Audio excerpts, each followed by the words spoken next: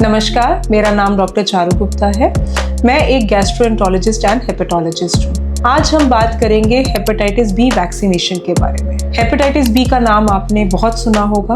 Hepatitis B एक बहुत ही खतरनाक और जानलेवा किस्म की बीमारी है, जिससे और भी बहुत सारी बीमारियां उत्पन्न होती है जो कि जानलेवा हो सकती है। हेपेटाइटिस बी हमारे लिवर में होने वाला एक इन्फेक्शन है जो हमारे लिवर को पूरे तरीके से नष्ट कर सकता है, खराब कर सकता है और लिवर में कैंसर भी बना सकता है। तो इस बीमारी से बचना बहुत जरूरी है। इससे बचने का एक बहुत ही सिंपल तरीका है, वो है हेपेटाइटिस बी की वैक्सीनेशन लेना। हेपेटाइटिस बी होता कैसे है?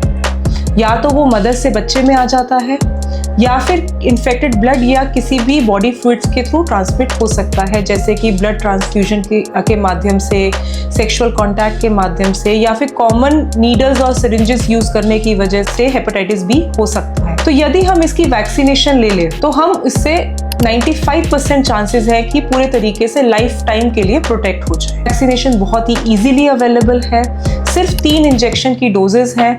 एक आज लगानी है, एक इसके 1 महीने के बाद और एक 6 महीने के बाद। ये बहुत ही सेफ वैक्सीनेशन है। हो सकता है लगाने के बाद थोड़ा बहुत बुखार आए या इंजेक्शन साइट पे लाली आ जाए, पेन हो जाए, जो 2 से 3 दिन में अपने आप ठीक हो जाती है। तो पोटेंशियली इसका कोई भी सीरियस साइड इफेक्ट नहीं है, लेकिन इसको लेने का फायदा बहुत है। अब ये वैक्सीनेशन किसको लेनी चाहिए? आइडियली हेपेटाइटिस बी की वैक्सीनेशन हम सबको लेनी चाहिए। बच्चा पैदा होते ही 24 घंटे के अंदर अंदर पहली डोज ले लेनी चाहिए।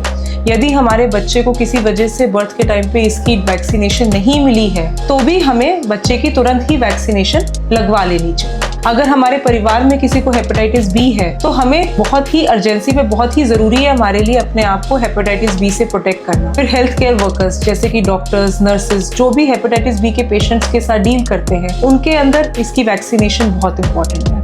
फिर किसी वजह से कोई मरीज इम्यूनो कॉम्प्रोमाइज है, यानी कि इम्यूनिटी कम है, या वो डायलिसिस पे है, क्योंकि हम डायलिसिस लेने जा रहे हैं, हफ्ते में 3 बार डायलिसिस की सुई हमारे बॉडी में जा रही है। तो अगर किसी इन्फेक्टेड पर्सन के बाद हमारा डायलिसिस हो रहा है तो हमारे अंदर इन्फेक्शन आने के चांसेस हाई होते हैं। तो जिनका भी डायलिसिस हो रहा है उनको भी हेपेटाइटिस बी वैक्सीनेशन लगवानी बहुत जरूरी है। और अगर मान लीजिए आपने किसी भी समय हेपेटाइटिस बी की वैक्सीनेशन ले ली है, specially health care providers, house hold contacts के अंदर, तो हमें कैसे पता लगा सकते हैं हम कि हमारे अंदर अभी भी प्रोटेक्शन है कि नहीं है?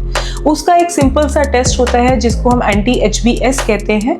उसके टाइटस हमें करवाकर देखने चाहिए। यदि वह 10 से ऊपर है तो बहुत अच्छी बात है।